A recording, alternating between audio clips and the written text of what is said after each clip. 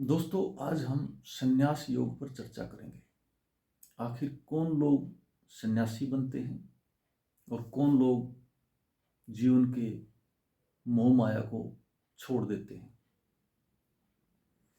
इस पर हम आज ग्रहों पर आधारित जन्म कुंडली पे के आधार पे चर्चा कर रहे हैं। दोस्तों, कई बार आपने देखा हो कई लोग शादी नहीं करवाना चाहते, पारिवारिक बंधन है उनमें नहीं बंधना चाहते। क्या कारण होता है?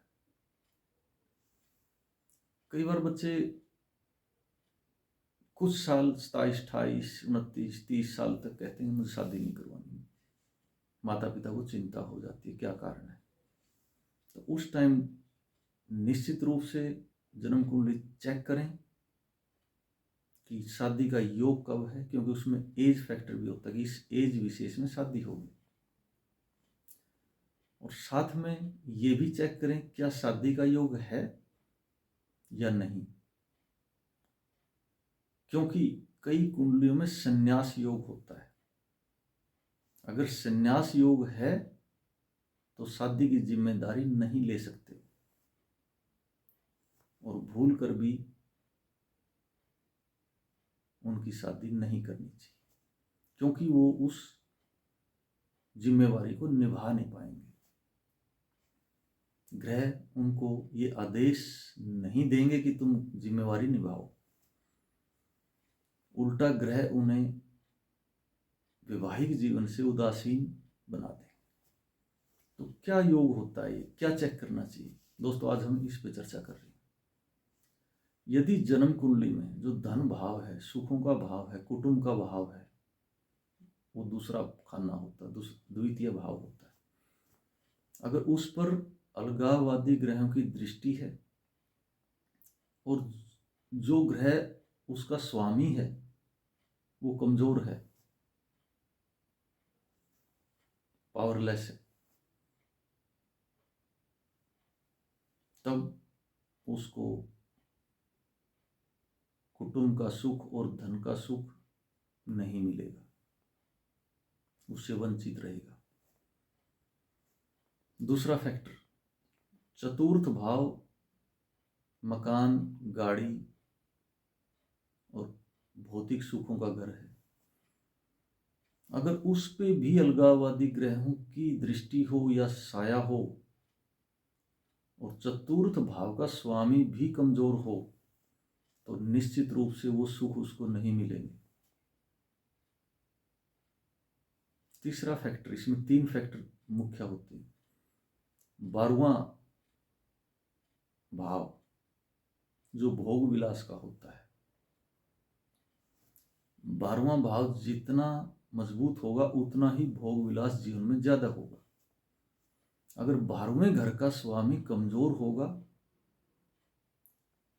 और 12वें घर पर और उसके स्वामी पर अलगाववादी ग्रहों का साया होगा या दृष्टि होगी, निश्चित रूप से वो भोग विलास से वंचित रहेगा। इसलिए दोस्तों, ये 3 फैक्टर जरूर चेक करने चाहिए।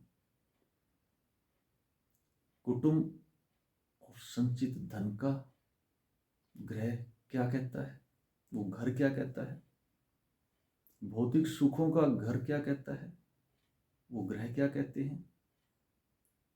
और भोग विलास का ग्रह क्या कहता है और वो भोग विलास का घर क्या कहता है।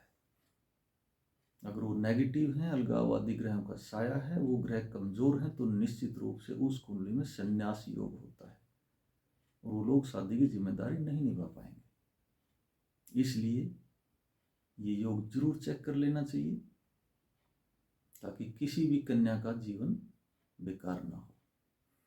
आपने बहुत सारे केस देखे होंगे, शादी तो हो जाती है लेकिन जिम्मेदारी नहीं निभा पाते, छोड़ देते हैं।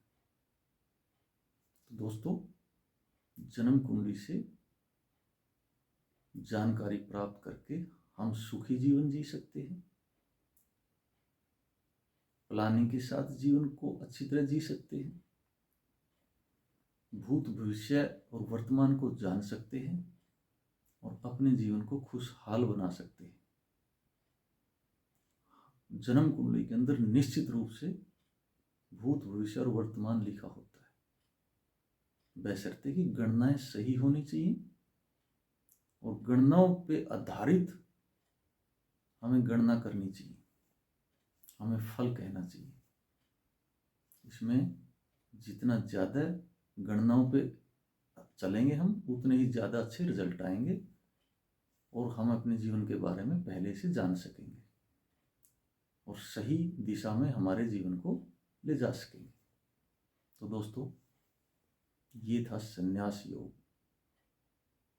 और इस योग को जन्म कुंडली मिलाते वक्त और शादी की बात करने से पहले जरूर चेक कर लेना चाहिए। जय हिंद।